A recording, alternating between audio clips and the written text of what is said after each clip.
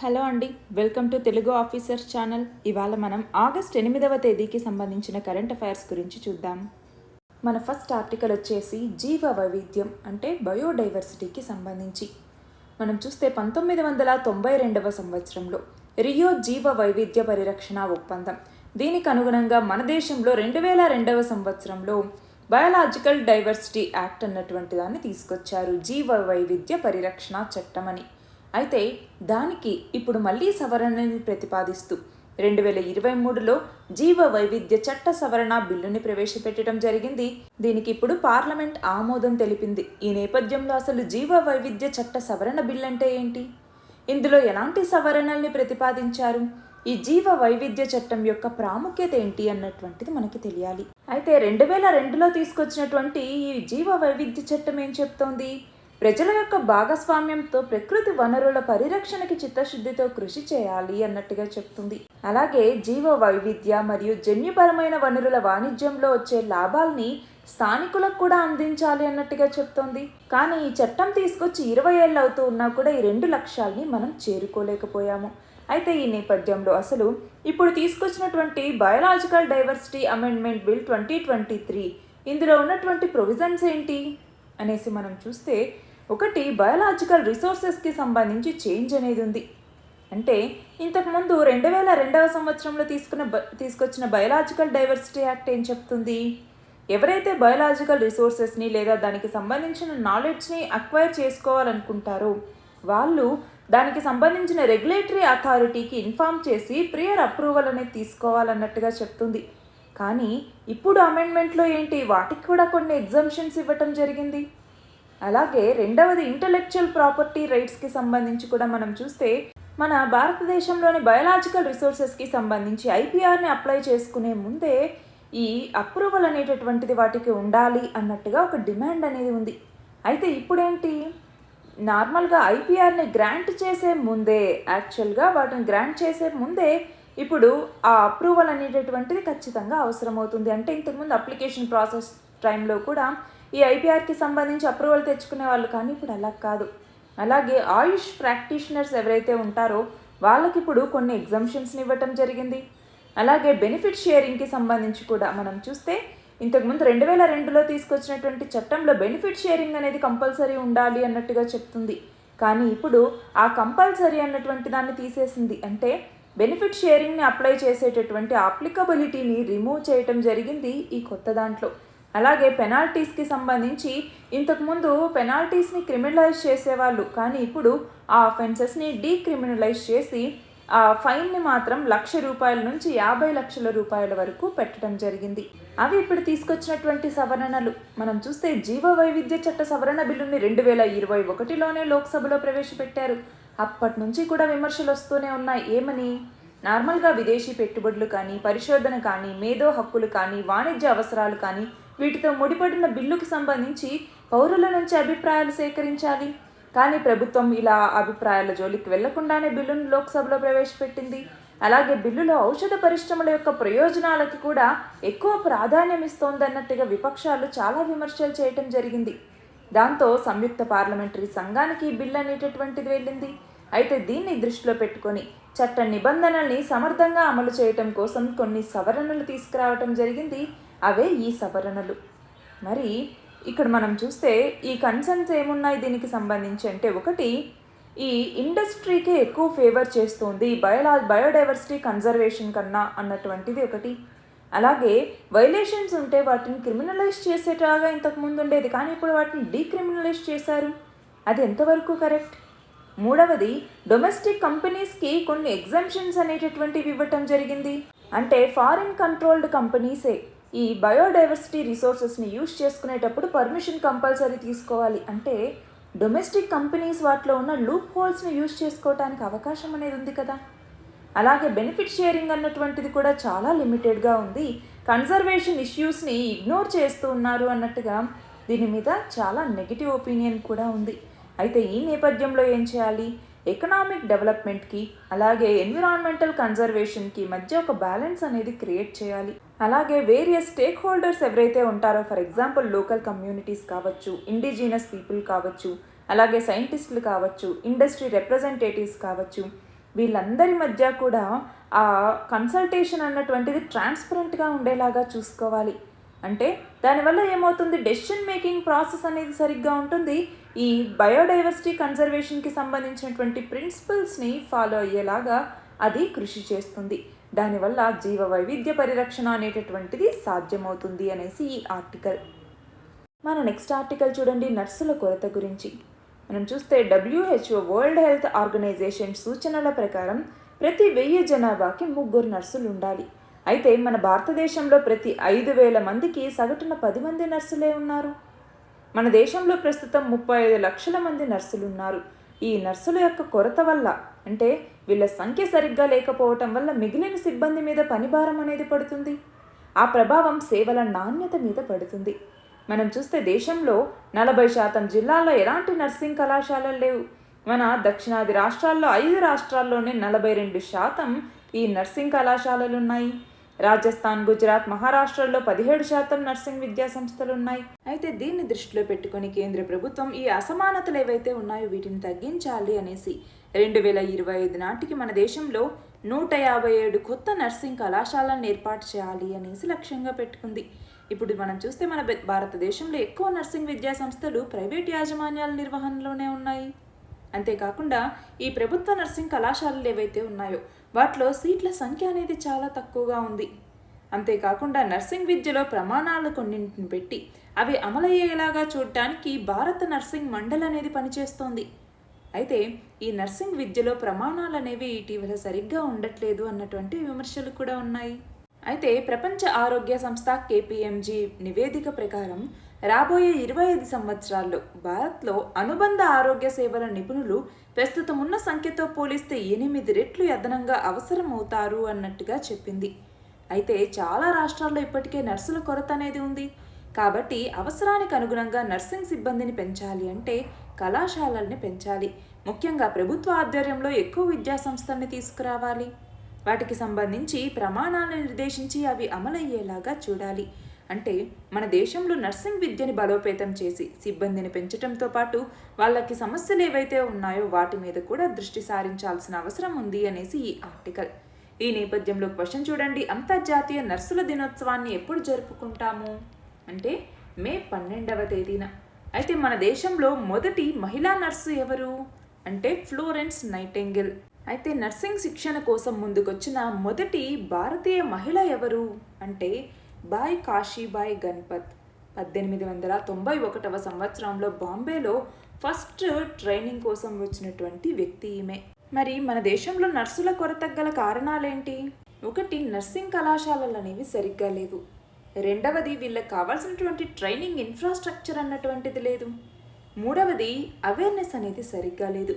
అలాగే నర్సింగ్కి సంబంధించి పర్సెప్షన్ అనేటటువంటిది చాలామందికి సరిగ్గా ఉండదు. అలాగే వాళ్ళ యొక్క వర్కింగ్ కండిషన్స్ అనేవి చాలా, మనం చూస్తే పేషెంట్ టు నర్స్ రేషియోకి సంబంధించి చూస్తే దానికి వాళ్ళకి ఇచ్చేటటువంటి రెమ్యూనరేషన్కి వాళ్ళు పనిచేసేటటువంటి వర్కింగ్ అవర్స్కి ఎలాంటి సంబంధము ఉండదు చాలా చోట్ల. అలాగే ఇంకో మేజర్ రీజన్ ఏంటి అంటే క్వాలిఫైడ్ నర్సులు ఎవరైతే ఉంటారో వాళ్ళు బెటర్ ఆపర్చునిటీస్ కోసం, బెటర్ శాలరీస్ కోసం అబ్రాడ్కి వెళ్ళిపోతూ ఉంటారు. వీటన్నింటి వల్ల మన దేశంలో నర్సుల కొరత అనేది ఉంది. మరి దీనికోసం గవర్నమెంట్ ఏమేమి ఇనిషియేటివ్స్ తీసుకుంది? ఇందాకే మనం చూసాం ఏమని, ఏప్రిల్ 2023లోనే డెసిషన్ తీసుకోవటం జరిగింది సెంట్రల్ గవర్నమెంట్. ఏమని, 157 కొత్త నర్సింగ్ కళాశాలల్ని తీసుకురావాలి అనేసి. అంటే నెక్స్ట్ 2 సంవత్సరాల్లో 10 కోట్ల రూపాయలు ఒక కాలేజ్కి చొప్పున మొత్తం 157 కళాశాలల్ని తీర్చిదిద్దాలని లక్ష్యంగా పెట్టుకున్నారు. దీని ద్వారా రీజనల్ డిస్పారిటీస్ని తగ్గించాలి అన్నటువంటిది లక్ష్యం. ఇవి కాకుండా వర్కింగ్ కండిషన్స్కి సంబంధించి వాటిని ఇంప్రూవ్ చేయడానికి అనేసి గైడ్ లైన్స్ని ఇవ్వటం జరిగింది. అలాగే ఇంటర్నేషనల్ కౌన్సిల్ ఆఫ్ నర్సెస్ అన్నటువంటిది ఉంది. దానికి సంబంధించి హెడ్ క్వార్టర్స్ స్విట్జర్లాండ్లోని జెనీవాలో ఉంది. అందులో మన భారతదేశం కూడా భాగంగా ఉంది. దాదాపు 130 నేషనల్ నర్సెస్ అసోసియేషన్స్ అన్నటువంటివి ఫెడరేషన్లో భాగంగా ఉన్నాయి. ఇవన్నీ కూడా భారత ప్రభుత్వం తీసుకున్నటువంటి చర్యల కింద చెప్పచ్చు. మన నెక్స్ట్ ఆర్టికల్ చూడండి, మహాత్మా గాంధీ జాతీయ గ్రామీణ ఉపాధి హామీ చట్టం లేదా MG నరేగా అనేసి పిలుస్తూ ఉంటాము. మనం చూస్తే one of the largest work guarantee ప్రోగ్రామ్స్లో ఇది కూడా ఒకటి. 2005వ సంవత్సరంలో ఈ చట్టాన్ని తీసుకురావటం జరిగింది. మినిస్ట్రీ ఆఫ్ రూరల్ డెవలప్మెంట్ అన్నటువంటి దీన్ని ఇంప్లిమెంట్ చేస్తుంది. దీని యొక్క ప్రైమరీ ఆబ్జెక్టివ్ ఏంటి చెప్పండి? 100 రోజుల పని దినాల్ని కల్పించటం. అంటే ఒక సంవత్సరంలో 100 రోజుల పని దినాల్ని కల్పించటం లక్ష్యంగా ఇది పెట్టుకోవటం జరిగింది. అంతేకాకుండా రైట్ టు వర్క్ అంటాం. రైట్ టు వర్క్ అనేసి దీన్ని తీసుకొచ్చారు. అంటే ఏంటి? ఎవరైనా వెళ్ళి మాకు పని కావాలి అంటే ఖచ్చితంగా 15 రోజుల లోపల పనిని చూపించాలి. లేదు అంటే వాళ్ళకి అన్ఎంప్లాయ్మెంట్ అలవెన్స్ని ఇవ్వాల్సి ఉంటుంది. అలాగే ఈ పథకం కింద ఇచ్చేటటువంటి పనుల్లో 1/3 వంతు ఉమెన్కి కేటాయించటం జరిగింది. మినిమం వేజెస్ యాక్ట్ కింద వీళ్ళకి మనీని చెల్లించటం జరుగుతుంది. అలాగే పంచాయతీరాజ్ ఇన్స్టిట్యూషన్స్ అన్నటువంటివి దీంట్లో చాలా సిగ్నిఫికెంట్ రోల్ని ప్లే చేస్తాయి. ఎందుకని? ఒక గ్రామ సభ అన్నటువంటిది వర్క్ ఎక్కడెక్కడ ఉంది అన్నట్టుగా చెప్తుంది. అంతేకాకుండా అట్లీస్ట్ ఈ పనుల్లో 50% పనులు గ్రామ సభ ద్వారానే జరుగుతాయి. మరి అలాంటి ఈ పథకానికి సంబంధించి సమస్యలు ఏమున్నాయి చెప్పండి? ఒకటి, ఫండ్స్ అనేవి సరైన టైంకి అందట్లేదు. అంటే ఈ వేజెస్ పేమెంట్లో డిలే అనేటటువంటిది ఉంది. రెండవది క్యాస్ట్ బేస్డ్ సెగ్రేషన్. అంటే మనం చూస్తే ఇప్పుడు క్యాస్ట్ని బట్టి కూడా ఈ పేమెంట్ డిలే అనేటటువంటిది జరుగుతోంది. మనం చూస్తే 46% పేమెంట్స్ ఎస్సీ వర్కర్స్కి, అలాగే 37% పేమెంట్స్ ఎస్టీ వర్కర్స్కి చేస్తూ ఉంటే కేవలం 26% మాత్రమే నాన్ ఎస్సీ ఎస్టీ వర్కర్స్కి ఇస్తూ ఉన్నారు. అది కూడా నెగిటివ్ ఇంపాక్ట్ని చూపిస్తోంది పూర్ స్టేట్స్ మీద. ఇది కాకుండా పంచాయతీరాజ్ ఇన్స్టిట్యూషన్స్ యొక్క రోల్ అనేది చాలా ఇన్ఎఫెక్టివ్గా ఉంది. అలాగే ఇన్కంప్లీట్ వర్క్స్ అనేవి చాలా పెరిగిపోయాయి. జాబ్ కార్డ్స్లో ఫ్యాబ్రికేషన్ అనేటటువంటిది ఉంది. ఫేక్ జాబ్ కార్డ్స్ అనేవి క్రియేట్ చేయటం, లేదంటే లేని వాళ్ళ పేర్ల మీదుగా వాళ్ళని ఇంక్లూడ్ చేయటం, అలాగే ఎంట్రీస్ అనేవి కొన్ని మిస్ అవ్వటం, డిలే అనేది చేయటం, అలాగే జాబ్ కార్డ్స్ని ఇవ్వటంలో డిలే చేయటం, ఇవన్నీ కూడా మనం ఇష్యూస్గా చెప్పచ్చు. మరి దీనికి సంబంధించి పరిష్కారం ఏంటండి అంటే వేరియస్ గవర్నమెంట్ డిపార్ట్మెంట్స్ మధ్య బెటర్ కోఆర్డినేషన్ ఉండేలాగా చూడాలి. అలాగే పేమెంట్స్ని టైంకి ఇచ్చేలాగా చూడాలి. అంతేకాకుండా పబ్లిక్ వర్క్ ఏదైతే ఉందో అది ప్రతి విలేజ్లో స్టార్ట్ అయ్యేలాగా చూడాలి. ఆ పనులు పెండింగ్లో పడిపోకుండా వాటిని కంప్లీట్ చేయాలి. అలాగే లోకల్ బాడీస్ కూడా అక్కడ ఉన్నటువంటి మైగ్రెంట్ వర్కర్స్ కూడా జాబ్ దొరికేలాగా చూడాలి. అంతేకాకుండా ఈ ఎంజీఎన్ఆర్ఈజీఏని మిగిలినటువంటి స్కీమ్స్తో కూడా కలిపి వర్క్ చేయించాలి. For example green India initiative కానివ్వండి, స్వచ్ఛ భారత్ అభియాన్ కానివ్వండి, వీటన్నింటితో కలిపి పనులు అయ్యేలాగా చూడటం అన్నటువంటిది ఇంకొకటిగా మనం చెప్పచ్చు. అయితే సస్టైనబుల్ డెవలప్మెంట్ గోల్స్కి సంబంధించి చూడండి, మొత్తం 17 సస్టైనబుల్ డెవలప్మెంట్ గోల్స్ ఉన్నాయి మనకి, అవునా? అందులో sustainable development goal 1, goal 2, goal 3, goal 4, goal 5, goal 8, goal 9, goal 10 వీటన్నింటినీ సాధించటంలో ఎంజీఎన్ఆర్ఈజీఏ అన్నటువంటిది సహాయం చేస్తోంది. మన నెక్స్ట్ ఆర్టికల్ చూడండి, జాతీయ రాజధాని ప్రాంత సవరణ బిల్లుకి సంబంధించి. ఈ బిల్లుకి రాజ్యసభ ఆమోదం తెలిపింది. ఆల్రెడీ దీన్ని లోక్సభ కూడా ఆమోదించింది. ఈ నేపథ్యంలో అసలు ఏంటి జాతీయ రాజధాని ప్రాంత సవరణ బిల్లు? దేనికోసం ఇది తీసుకురాబడింది? దీనికి సంబంధించినటువంటి వివాదం ఏంటి అన్నటువంటిది మనకి తెలియాలి. ఏంటి ఢిల్లీ బిల్లు అనేసి చూస్తే, మన దేశ రాజధాని అయినటువంటి ఢిల్లీలో పరిపాలనా సేవల మీద నియంత్రణ ఎవరి చేతిలో ఉండాలి అన్నటువంటిది ఇక్కడ వివాదం. ఇటు కేంద్రానికి ఢిల్లీ ప్రభుత్వానికి మధ్య. కేంద్రమేమో లెఫ్టినెంట్ గవర్నర్ చేతిలో ఉండాలి అనేసి చెప్తుంటే, ఢిల్లీ ప్రభుత్వమేమో లేదు, ఇక్కడ మేము పరిపాలన చేస్తున్నాం కాబట్టి మా యొక్క నియంత్రణలో ఉండాలి అన్నట్టుగా ఢిల్లీ ప్రభుత్వం.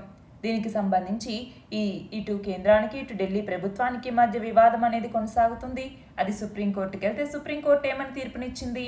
ఢిల్లీ ప్రభుత్వానికే ఈ ఢిల్లీలోని పరిపాలనా సేవల మీద నియంత్రణ ఉంటుంది అన్నట్టుగా తీర్పిచ్చింది. అయితే దాని తర్వాత తీర్పిచ్చిన తర్వాత కేంద్ర ప్రభుత్వం ఆర్డినెన్స్ని తీసుకొచ్చింది. ఏమని? ఢిల్లీలోని పరిపాలనా సేవల మీద లెఫ్టినెంట్ గవర్నర్కి అధికారం ఉంటుంది అనేసి. దానికి సంబంధించి ఇప్పుడు బిల్లును తీసుకొచ్చింది. చూడండి, ఇక్కడ ఏంటి అంటే గ్రూప్ ఏ అధికారులకి సంబంధించినటువంటి బదిలీలు కానివ్వండి, నియామకాలు కానివ్వండి, క్రమశిక్షణా చర్యలకు కానివ్వండి, national capital civil services authority అన్నటువంటి దాన్ని తీసుకురావాలి అన్నట్టుగా కేంద్ర ప్రభుత్వం భావిస్తూ ఉంది. దీని ద్వారా ఢిల్లీలోని పరిపాలనా సేవల మీద నియంత్రణని లెఫ్టినెంట్ గవర్నర్కి ఇవ్వాలి అన్నటువంటిది కేంద్రం యొక్క ఉద్దేశం అన్నమాట. దానికి సంబంధించిన బిల్లు చూడండి, లోక్సభలో ఆగస్టు 1వ తేదీన ఇంట్రడ్యూస్ చేశారు. ఆగస్టు 3వ తేదీన లోక్సభలో పాస్ అయింది. ఆగస్టు 7వ తేదీన రాజ్యసభలో పాస్ అయింది. మన నెక్స్ట్ ఆర్టికల్ చూడండి, మోదీ ఇంటి పేరు కేసుకు సంబంధించి. అంటే 2019 ఎలక్షన్ క్యాంపెయిన్లో రాహుల్ గాంధీ, ఇదిగో నీరవ్ మోదీ, లలిత్ మోదీ, ఇలా మోదీలందరికీ కూడా ఒకే సర్నేమ్ ఎందుకు ఉంటుంది అన్నట్టుగా ఒక కామెంట్ చేయటం జరిగింది. దాని మీద కేసు అనమాట. అది ఈ కేసు యొక్క నేపథ్యం. ఈ నేపథ్యంలో ఏమైంది, సూరత్ కోర్టులో ఈయనకి అగైనెస్ట్గా కేసు వేయటం, ఆ కేసుకి సంబంధించి సూరత్ కోర్టు 2 ఏళ్ల జైలు శిక్షను విధించటం జరిగింది. దాని తర్వాత గుజరాత్ హైకోర్టుకు ఆ కేసును తీసుకెళ్లిన గుజరాత్ హైకోర్టు కూడా దాన్ని సమర్థించింది. దాంతో మళ్ళీ దాన్ని సుప్రీంకోర్టుకు తీసుకెళ్లారు. సుప్రీంకోర్టు ఏమో ఇప్పుడు స్టే ఇవ్వటం జరిగింది. అయితే సూరత్ కోర్ట్ అన్నటువంటిది దాని యొక్క వర్డిక్ట్ని ఇచ్చిన తర్వాత, అంటే తీర్పునిచ్చిన తర్వాత నెక్స్ట్ డేనే ప్రజా ప్రాతినిధ్య చట్టం రిప్రజెంటేషన్ ఆఫ్ పీపుల్స్ యాక్ట్ 1951లో ఉన్నటువంటి సెక్షన్ 8(3) ప్రకారం ఈయన మీద లోక్సభ సెక్రటేరియట్ అన్నటువంటిది అనర్హత వేటు వేయటం జరిగింది. అయితే ఇప్పుడు స్టే అనేది ఇచ్చింది సుప్రీంకోర్టు. దాంతో ఇప్పుడు ఈయన లోక్సభ సభ్యత్వాన్ని పునరుద్ధరించొచ్చా అంటే అవును. మళ్ళీ సుప్రీంకోర్టు తన యొక్క తీర్పునిచ్చేంత వరకు లోక్సభ సభ్యత్వాన్ని కలిగి ఉంటారు. లోక్సభలో జరిగేటటువంటి అన్ని చర్చల్లోనూ ఈయన పాల్గొనవచ్చు. దానికి సంబంధించినటువంటిదే ఈ ఆర్టికల్. మన నెక్స్ట్ ఆర్టికల్ చూడండి.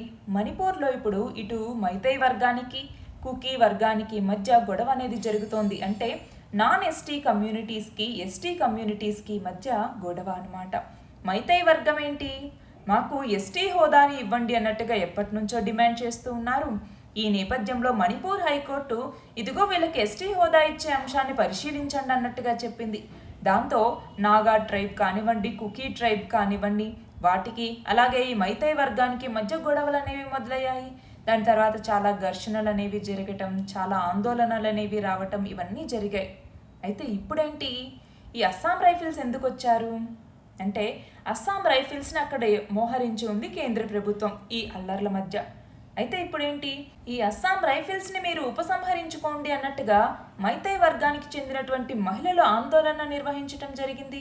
ఎందుకని వీళ్ళు ఆందోళన నిర్వహిస్తూ ఉన్నారు అంటే కుకీ వర్గానికి అస్సాం రైఫిల్స్ అండగా ఉంటూ ఉన్నారు, మాకు వ్యతిరేకంగా కుకీ వర్గానికి అండగా వీళ్ళు ఉంటూ ఉన్నారు అస్సాం రైఫిల్స్, కాబట్టి ఈ అస్సాం రైఫిల్స్ని మీరు ఉపసంహరించండి అన్నట్టుగా ఇక్కడి మహిళలు ఆందోళన నిర్వహిస్తూ ఉన్నారు. అయితే అస్సాం రైఫిల్స్ మనం చూస్తే అస్సాం రైఫిల్స్ అన్నటువంటిది సెంట్రల్ పారామిలిటరీ ఫోర్సెస్, ఇది సిఏపిఎఫ్ కింద ఉంటుంది. 1835వ సంవత్సరంలో వీటిని ఏర్పాటు చేయటం జరిగింది. మనం చూస్తే బ్రిటిష్ టీ ఎస్టేట్స్ వాటి యొక్క సెటిల్మెంట్స్ ఏవైతే ఉంటాయో వాటిని ట్రైబల్ రైట్స్కి అగెనెస్ట్గా కాపాడటం కోసం 1835లోనే వీటిని ఏర్పాటు చేయటం జరిగింది. అయితే దీనికి సంబంధించి పోస్ట్ ఇండిపెండెన్స్లో ఇటు సినో ఇండియా వార్ 1962లోను, అలాగే ఇండియా పీస్ కీపింగ్ ఫోర్స్కి సంబంధించి శ్రీలంకలో 1987లో ఆపరేషన్ పవన్ కోసం పంపించడంలోను, అలాగే నార్త్ ఈస్ట్ ఏరియాస్ ఏవైతే ఉన్నాయో వాటిలో పీస్ కీపింగ్ రోల్ని ప్లే చేయడంలోనూ వీటి యొక్క ఇంపార్టెన్స్ అనేటటువంటిది ఉంది. అయితే 2019లో మినిస్ట్రీ ఆఫ్ హోమ్ అఫైర్స్ అన్నటువంటిది దీన్ని ఐటీబీపీలో మర్జ్ చేయాలి అన్నట్టుగా ప్రపోజల్ కూడా తీసుకొచ్చింది. మనం చూస్తే ఇప్పుడు సిఏపిఎఫ్కి సంబంధించి మొత్తం 7 సెక్యూరిటీ ఫోర్సెస్ ఉన్నాయి. 1 Assam rifles, 2 border security force, 3 central industrial security force, 4 central reserve police force, 5 Indo Tibetan border force, అలాగే 6 నేషనల్ సెక్యూరిటీ గార్డ్ ఎన్ఎస్జీ అన్నటువంటిది, 7 సశస్త్ర సీమా బల్ అనేసి ఈ 7 కూడా ఇప్పుడు సిఏపిఎఫ్ కింద ఉన్నాయన్నమాట. అయితే అస్సాం రైఫిల్స్ అనేది భారత సైన్యం కింద పనిచేస్తుందా అంటే ఇండియన్ ఆర్మీ కింద పనిచేస్తుందా అస్సాం రైఫిల్స్ అన్నటువంటిది. ఇక్కడ చూస్తే అస్సాం రైఫిల్స్ లో డ్యూయల్ కంట్రోల్ స్ట్రక్చర్ అనేది ఉంటుంది. అంటే ఏంటి, అడ్మినిస్ట్రేటివ్ కంట్రోల్ వచ్చేసరికి మినిస్ట్రీ ఆఫ్ హోమ్ అఫైర్స్ కింద ఉంటుంది. అది కాకుండా ఆపరేషనల్ కంట్రోల్ ఏదైతే ఉంటుందో అది ఇండియన్ ఆర్మీ కింద ఉంటుంది. అలాగా ఈ అస్సాం రైఫిల్స్ అన్నటువంటిది మనం చూస్తే డ్యూయల్ కంట్రోల్ స్ట్రక్చర్ని కలిగి ఉంటుంది. మన నెక్స్ట్ ఆర్టికల్ చూడండి. ప్రాజెక్ట్ చీతాకి సంబంధించి మనం రీసెంట్గా చూస్తే చాలా రోజుల నుంచి ఈ టాపిక్ గురించి మాట్లాడుకుంటున్నాం. ఈ ప్రాజెక్ట్ చీతాకి సంబంధించి మొత్తం 20 చీతాల్ని మన దేశంలోకి ఇంట్రడ్యూస్ చేయడం జరిగింది. ఎక్కడ, కునో నేషనల్ పార్క్. ఎక్కడ ఉంది ఈ కునో నేషనల్ పార్క్ అన్నటువంటిది మధ్యప్రదేశ్లో ఉంది. అయితే ఈ 20 చీతాలలో 9 చనిపోయాయి. అందులో 2ంటికి రేడియో కాలర్ వల్లే అవి చనిపోయాయి అన్నట్టుగా విమర్శలు వచ్చాయి. ఈ నేపథ్యంలో రేడియో కాలర్లను తొలగించారు. అలా తొలగించిన తర్వాత కూడా ఒక చీతా అనేది చనిపోయింది. ఈ నేపథ్యంలో చీతాల మరణానికి అసలు కారణం ఏంటి అన్నట్టుగా అన్వేషిస్తూ ఉన్నారు. అయితే దానికి సంబంధించి ఇదిగో ప్రాజెక్ట్ చీతా ఏంటి మనం చూస్తే 2022 సెప్టెంబర్ 17వ తేదీన అఫీషియల్గా ఈ ప్రాజెక్ట్ చీతా అన్నటువంటిది మొదలైంది వీటి యొక్క రీఇంట్రొడక్షన్తో. అయితే ఇక్కడి పరిస్థితులకు అవి అనుగుణంగా మారగలగటం కానివ్వండి, వీటిలో మనం ఈ రేడియో కాలర్లను అమర్చడం ద్వారా, రేడియో కాలర్లు అంటే ఏంటి, వీటి యొక్క మూమెంట్ ఎలా ఉంది అన్నట్టుగా తెలుసుకోవటం కోసం రేడియో కాలర్స్ అనేసి వాటి మెడకి తగిలించడం జరుగుతుంది. నార్మల్గా ఒక చీతా యొక్క బరువులో 3% కన్నా ఎక్కువ వెయిట్ అనేది ఉండకూడదు. రేడియో కాలర్ బరువు అంటే ఒక చీతాకి సంబంధించి ఒక 400 గ్రాములు ఉంది అంటే కనీసం ఆ చీతా బరువు 20 కేజీల నుంచి 60 కేజీలు ఉండాలి. కానీ చిన్న చిన్న ఈ చీతా పిల్లలకు కూడా ఈ రేడియో కాలర్స్ని తగిలించడం వల్ల కూడా ఇబ్బందులు అనేవి మొదలవుతూ ఉన్నాయి. వాటికి సంబంధించి ఇదిగో రేడియో కాలర్లను తర్వాత తొలగించేశారు కూడా, అయినా కూడా చీతాల మరణం అనేది జరుగుతోంది. మనం చూస్తే ఈ రీఇంట్రొడక్షన్ కార్యక్రమం చేపట్టేటప్పుడే, ఈ ట్రాన్స్లొకేషన్ అనేది చేపట్టేటప్పుడే ముందే అనుకున్నారు ఏమని, ఒక సంవత్సరంలోగా ఇక్కడ ఇంట్రడ్యూస్ చేసేటటువంటి వాటిలో 50% చీతాలైనా బతకాలన్నటువంటిది లక్ష్యంగా పెట్టుకున్నారు. అంటే మొత్తం తీసుకొచ్చినటువంటి 20 చీతాల్లో 10 బతకాలి అనేసి లక్ష్యం. ఇప్పుడు 11 ఇంకా బతికే ఉన్నాయి. అయితే మన భారతదేశంలో 1952లో చీతాలు అనేవి ఎక్స్టింక్ట్ అయిపోయాయి అన్నట్టుగా ప్రభుత్వం ప్రకటించింది. మన నెక్స్ట్ ఆర్టికల్ చూడండి. కేంద్ర ప్రభుత్వ రుణాలు అనేవి జీడిపిలో 57.1% ఉన్నాయన్నట్టుగా కేంద్ర ప్రభుత్వం లోక్సభలో చెప్పింది.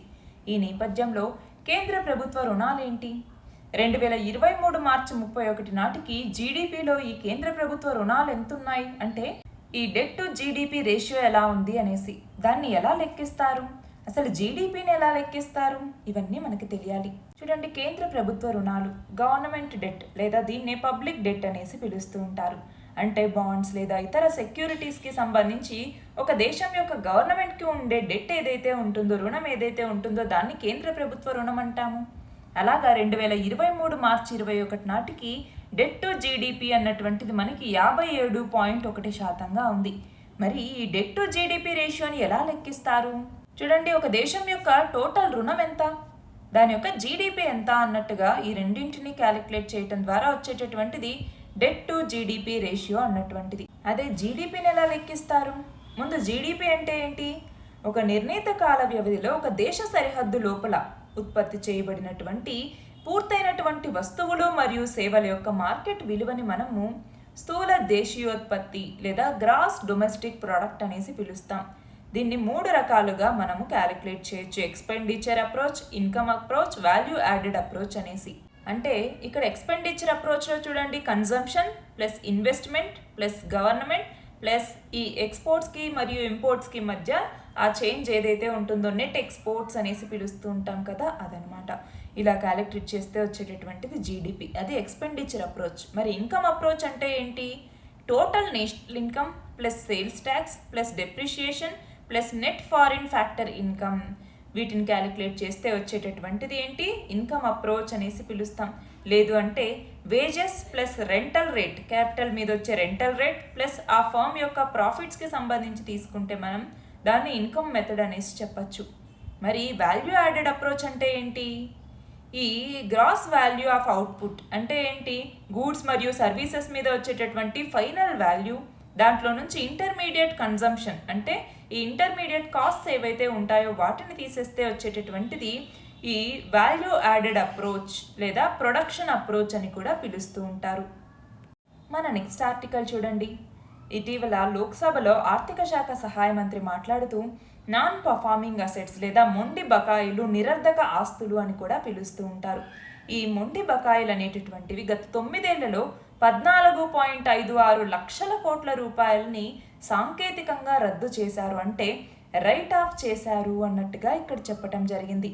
ఈ నేపథ్యంలో అసలు నిరర్ధక ఆస్తులు అంటే ఏంటి, అలాగే భారతదేశంలో ఈ నిరర్ధక ఆస్తులు పెరగడానికి గల కారణాలేంటి, ఈ ఎన్పిఏ వర్గీకరణ ఏంటి, దీని యొక్క ప్రభావాలేంటి, అలాగే దీన్ని నియంత్రించడానికి భారత ప్రభుత్వం మరియు ఆర్బీఐ ఎలాంటి చర్యలు తీసుకుంది, ఇవన్నీ మనకి తెలియాలి. అసలు నిరర్ధక ఆస్తులు అంటే ఏంటి, ఒక వ్యక్తి బ్యాంకుల నుంచి తీసుకున్న రుణాలకి వరుసగా 3 నెలలు గనక వాయిదా చెల్లించకపోతే వాటిని మొండి బకాయిలు లేదా నిరర్ధక ఆస్తులు, వీటినే పారు బాకీలు అని కూడా పిలుస్తూ ఉంటారు. అంటే ఒక బ్యాంకు చెల్లించినటువంటి రుణాల మొత్తం దాని నిరర్ధక ఆస్తుల యొక్క మొత్తానికి మధ్య ఉండే నిష్పత్తిని బట్టి ఆ బ్యాంకు ఆర్థికంగా ఎంత మెరుగ్గా ఉంది అనేసి మనకి తెలుస్తుందన్నమాట. అయితే మన భారతదేశంలో ఈ నిరర్ధక ఆస్తులు పెరగటానికి గల కారణాలేంటి అంటే మనం చూస్తే 2004 నుంచి 2009 మధ్య మన ఎకానమీలో చాలా గ్రోత్ అనేది కనపడింది. చాలా ఫర్మ్స్ బ్యాంక్స్ నుంచి లోన్స్ తీసుకోవటం జరిగింది. కానీ చాలా వరకు తిరిగి కట్టలేదు. అలాగే మనం చూస్తే చాలా ఇన్వెస్ట్మెంట్ అనేది ఇన్ఫ్రాస్ట్రక్చర్ సెక్టార్ మీదే ఎక్కువ పెడుతూ ఉన్నాయి banks. For example roads, power, aviation, steel ఇలా అనమాట. అప్పుడేమవుతుంది, ఆ కంపెనీ యొక్క ఫినాన్షియల్ హెల్త్ అనేది సరిగ్గా లేకపోతే ఆ కంపెనీలు తిరిగి కట్టలేవు. దాంతో నిరర్ధక ఆస్తులు అనేవి పెరుగుతూ ఉన్నాయి. అంతేకాకుండా ఈ మైనింగ్ ప్రాజెక్టుని బ్యాన్ చేయటం కానివ్వండి, ఎన్విరాన్మెంటల్ పర్మిట్స్లో డిలే అనేది ఉండటం కానివ్వండి, రా మెటీరియల్ యొక్క ప్రైస్లో పెరుగుదల అనేది రావటం, లేదా డిమాండ్ మరియు సప్లైలో గ్యాప్ అనేది ఉండటం, వీటి వల్ల ఆ కంపెనీస్ యొక్క రీపేమెంట్ కెపాసిటీ అనేటటువంటి తగ్గిపోతుంది. దానివల్ల లోన్స్ అనేవి రీపే చేసే పరిస్థితుల్లో లేకపోతే నాన్ పర్ఫార్మింగ్ అసెట్స్ అనేవి తయారవుతాయి. అయితే ఈ ఎన్పిఏకి సంబంధించి వర్గీకరణ ఏంటి అంటే, నార్మల్గా లోన్స్ అనేవి మనము స్టాండర్డ్ అసెట్స్ అనేసి, నాన్ పర్ఫార్మింగ్ అసెట్స్ అనేసి మనం క్లాసిఫై చేస్తాము. ఈ స్టాండర్డ్ అసెట్స్లో కూడా మనం రెగ్యులర్ అంటే డిలే లేకుండా మనీ పే చేసేవి స్ట్రెస్డ్ అసెట్స్ అంటాం. అంటే 1 రోజు నుంచి 90 రోజుల డిలే లోపు ఉండేవి స్ట్రెస్డ్ అసెట్స్ అని పిలుస్తాం. అవి కాకుండా నాన్ పర్ఫార్మింగ్ అసెట్స్ లేదా ఎన్పిఏ అంటాం. అంటే 3 నెలల కన్నా డిలే చేస్తే వాటిని ఎన్పిఏ అంటాం. అందులోనూ 3 నెలల నుంచి 12 నెలల లోపు డిలే చేస్తే సబ్ స్టాండర్డ్ అసెట్స్ అంటాం. అంటే అవి మళ్ళీ తిరిగి వస్తాయి, కానీ 12 నెలల సమయం పడుతుంది. అదే డౌట్ఫుల్ అసెట్స్ అంటే ఏంటి, 12 నెలలైనా కూడా పేమెంట్ అనేది తిరిగి రాలేదు, దాన్ని డౌట్ఫుల్ అసెట్స్ అంటాము. ఇంకా ఇది ఖచ్చితంగా తిరిగి రాదులే అనుకున్న వాటిని లాస్ అసెట్స్ అనేసి చెప్తూ ఉంటాము. అలా 3 రకాలుగా మనము నాన్ పర్ఫార్మింగ్ అసెట్స్ని కేటగరైజ్ చేయొచ్చు. అయితే వీటి యొక్క ప్రభావం ఏంటండి అంటే, ఒకటి డెవలప్మెంటల్ ప్రాజెక్ట్స్ మీద పెట్టడం వల్ల ఎకానమీ అనేటటువంటిది ఇంపాక్ట్ అవుతుంది. అలాగే ప్రాఫిట్ మార్జిన్ ఎక్కువ మెయింటైన్ చేయాలన్నట్టుగా బ్యాంక్స్ కూడా ఇంట్రెస్ట్ రేట్స్ పెంచడానికి ట్రై చేస్తాయి. అలాగే అవి ఫర్దర్ ఇన్వెస్ట్మెంట్స్ మీద దాని యొక్క ఎఫెక్ట్ అనేది కనపడుతుంది. దాంతో అన్ఎంప్లాయ్మెంట్ కూడా పెరగచ్చు. ఇవన్నీ కూడా దీనికి సంబంధించిన ప్రభావాలుగా చెప్పచ్చు. మరి దీన్ని నియంత్రించడానికి ప్రభుత్వం మరియు ఆర్బీఐ ఏమేం చర్యలు తీసుకుంది? ఒకటి, డెట్ రికవరీ ట్రిబ్యునల్ అనేసి 2013వ సంవత్సరంలో తీసుకురావటం జరిగింది. అలాగే క్రెడిట్ ఇన్ఫర్మేషన్ బ్యూరో అనేసి 2000వ సంవత్సరంలో తీసుకొచ్చారు. ఏఆర్సి అంటాం, అసెట్ రీకన్స్ట్రక్షన్ కంపెనీస్ అనేసి. అలాగే కార్పొరేట్ డెట్ రీస్ట్రక్చరింగ్ అనేసి 2005లో ఇంట్రడ్యూస్ చేశారు. అది కాకుండా 5:25 రూల్ని తీసుకురావటం జరిగింది. దీన్నే flexible restructuring of long term project loans అనేసి పిలుస్తూ ఉంటాము. అంటే దీని కింద ఏంటి, లాంగ్ టర్మ్ ప్రాజెక్ట్స్కి రీఫైనాన్సింగ్ అనేది చేస్తూ ఉంటారు. అది కాకుండా 2014లో జాయింట్ లెండర్స్ ఫోరం అనేసి తీసుకొచ్చారు. 2015లో మనకి మిషన్ ఇంద్రధనుష్ అన్నటువంటి దాన్ని తీసుకురావటం జరిగింది. అలాగే 2015లో స్ట్రాటజిక్ డెట్ రీస్ట్రక్చరింగ్ని తీసుకురావటం జరిగింది. అదే 2015లోనే అసెట్ క్వాలిటీ రివ్యూని తీసుకొచ్చారు. అలాగే ఇంపార్టెంట్గా 2016లో ఇన్సాల్వెన్సీ అండ్ బ్యాంక్రప్సీ కోడ్ని తీసుకురావటం జరిగింది. ఇవన్నీ కూడా ఈ ఎన్పిఎల్ని నియంత్రించడానికి తీసుకున్న ఇనిషియేటివ్స్గా చెప్పచ్చు. మన నెక్స్ట్ ఆర్టికల్ చూడండి. సిబిఐసి కేంద్ర పరోక్ష పన్నులు కస్టమ్స్ బోర్డ్, దీనికి చైర్మన్గా సంజయ్ కుమార్ అగర్వాల్ ఈయన బాధ్యతలు చేపట్టడం జరిగింది. దానికి సంబంధించిన ఆర్టికల్ ఇది. ఈ నేపథ్యంలో డైరెక్ట్ ట్యాక్సెస్కి ఇండైరెక్ట్ ట్యాక్సెస్కి మధ్య డిఫరెన్సెస్ ఏంటి అన్నట్టుగా ఇక్కడ ఇవ్వటం జరిగింది. చూడండి, కేంద్ర పరోక్ష పన్నులు కస్టమ్స్ బోర్డ్ మనకున్న ఇండైరెక్ట్ ట్యాక్సెస్కి సంబంధించి డీల్ చేసేటటువంటి సంస్థ ఇది. అయితే రీసెంట్గా నేషనల్ టైమ్ రిలీజ్ స్టడీ అన్నటువంటి దాన్ని ఈ సిబిఐసి రిలీజ్ చేయటం జరిగింది. అయితే సిబిఐసికి నూతన చైర్మన్ ఎవరు అంటే సంజయ్ కుమార్ అగర్వాల్. మరి ఈ పరోక్ష పన్నులకు ఉదాహరణ ఇవ్వండి అంటే ఏమేం చెప్పచ్చు? GST, excise duty, customs duty, sales tax, service tax, ఇవన్నీ ఇండైరెక్ట్ ట్యాక్సెస్కి మనం ఎగ్జాంపుల్స్గా చెప్పచ్చు. అదే డైరెక్ట్ ట్యాక్సెస్కి అయితే ఇన్కమ్ ట్యాక్స్, వెల్త్ ట్యాక్స్, వీటిని ఎగ్జాంపుల్స్గా చెప్పచ్చు. మన నెక్స్ట్ ఆర్టికల్ చూడండి. టెస్లాకి కొత్త చీఫ్ ఫినాన్షియల్ ఆఫీసర్గా భారత సంతతికి చెందినటువంటి వైభవ్ తనేజా అనేటటువంటి వ్యక్తి నియమితులయ్యారు. దానికి సంబంధించిన ఆర్టికల్ ఇది. ఈ నేపథ్యంలో టెస్లా కొత్త చీఫ్ ఫినాన్షియల్ ఆఫీసర్ ఎవరు అంటే ఎవరు? వైభవ్ తనేజా. నెక్స్ట్ క్వశ్చన్ చూడండి. టెస్లా యొక్క వ్యవస్థాపకులు ఎవరు అనేసి. ఎవరెవరు? ఎలాన్ మస్క్, అలాగే Martin Eberhard, JB Straubel, Marc Tarpenning, Ian Wright, వీళ్ళందరూ కూడా ఈ టెస్లాకి వ్యవస్థాపకులుగా చెప్తాం. టెస్లా ఎప్పుడు స్థాపించబడింది? 2003వ సంవత్సరం జూలై 1వ తేదీన. టెస్లాకి ఇప్పుడు సీఈఓగా ఎలాన్ మస్క్ ఉన్నారు. అయితే టెస్లా యొక్క ప్రధాన కార్యాలయం ఎక్కడ ఉంది అంటే ఆస్టిన్, టెక్సాస్లోని ఆస్టిన్లో ఉంది. మన లాస్ట్ ఆర్టికల్ చూడండి. చంద్రయాన్ 3లో కక్ష నిర్ధారణ ప్రక్రియ అన్నటువంటిది చాలా కీలకం అన్నట్టుగా ఇస్రో చైర్మన్ చెప్పారు. ఈ నేపథ్యంలో చంద్రయాన్-3 మిషన్ అంటే ఏంటి? మనకు తెలుసు, థర్డ్ మూన్ మిషన్ ఇది. చంద్రయాన్-2 తర్వాత దీన్ని ప్రయోగించాము. దేని ద్వారా? LVM-3 ద్వారా దీన్ని ప్రయోగించడం జరిగింది. GSLV మార్క్ 3 లేదా దీన్ని లాంచ్ వెహికల్ మార్క్ 3 అనేసి పిలుస్తాం. ఎక్కడి నుంచి? శ్రీహరికోట నుంచి ప్రయోగించాము. ఇందులో మొత్తం 3 మాడ్యూల్స్ ఉన్నాయి. ఏంటి ఆ 3 మాడ్యూల్స్? ఒకటి ప్రొపల్షన్ మాడ్యూల్ అన్నటువంటిది, 2 ల్యాండర్ మాడ్యూల్, 3 రోవర్ అనేసి. అందులో ఇక్కడ మనం చూడండి, పేలోడ్స్కి సంబంధించి చూస్తే ల్యాండర్తో ఏమేం పేలోడ్స్ ఉన్నాయి? ల్యాంగ్మూర్ ప్రోబ్కి సంబంధించి రంభా ఎల్పి అన్నటువంటిది, అలాగే చాస్టే అంటే చంద్రాస్ సర్ఫేస్ థర్మోఫిజికల్ ఎక్స్పెరిమెంట్ అంటాము, అలాగే ILSA అంటే instrument for lunar seismic activity. ఇవన్నీ ల్యాండర్ పేలోడ్స్. రోవర్ పేలోడ్స్ ఏంటి అంటే ఆల్ఫా పార్టికల్ ఎక్స్రే స్పెక్ట్రోమీటర్ అన్నటువంటిది, laser induced break down spectroscope అన్నటువంటిది రోవర్ పేలోడ్స్గా ఉన్నాయి. మరి ప్రొపల్షన్ మాడ్యూల్ పేలోడ్ ఏంటి అంటే షేప్ అంటే స్పెక్ట్రోపోలారిమెట్రీ ఆఫ్ హ్యాబిటబుల్ ప్లానెట్ ఎర్త్ అంటాము. ఇవన్నీ పేలోడ్స్ కింద చెప్తాము. అయితే చంద్రయాన్-3 మిషన్ యొక్క లక్ష్యాలు ఏంటి అంటే చంద్రుడి మీద మనం నివసించడానికి కావాల్సినటువంటి పరిస్థితులు ఏమున్నాయన్నట్టుగా చూడడానికి ఉపయోగపడుతుంది. అంతేకాకుండా ఓన్లీ చంద్రుడి యొక్క సర్ఫేస్ మాత్రమే కాకుండా సబ్ సర్ఫేస్ మరియు ఎగ్జోస్పియర్ని ఎక్స్ప్లోర్ చేయడానికి కూడా ఈ చంద్రయాన్-3 మిషన్ ఉన్నటువంటి దోహదం చేస్తుంది. మరి చంద్రుని దక్షిణ ధ్రువం వద్దే ఎందుకు ల్యాండ్ చేయాలనుకుంటున్నాం మనము అంటే చంద్రుడి యొక్క దక్షిణ ధ్రువం అన్నటువంటిది చాలా దేశాలు ఎక్స్ప్లోర్ చేయనటువంటి ఒక ఏరియా, అంటే అన్ఎక్స్ప్లోర్డ్ ఏరియా అనేసి చెప్తాం. అలాంటి దాని దగ్గర ఎక్స్ప్లోర్ చేస్తే మనకి ఇంకా కొత్త కొత్త విషయాలు తెలుస్తాయన్నటువంటి లక్ష్యంతో మనం దక్షిణ ధ్రువాన్ని ఫోకస్ చేయటం జరిగింది. ఇవి ఇవాల్టి మన important articles. All the very best and thank you very much.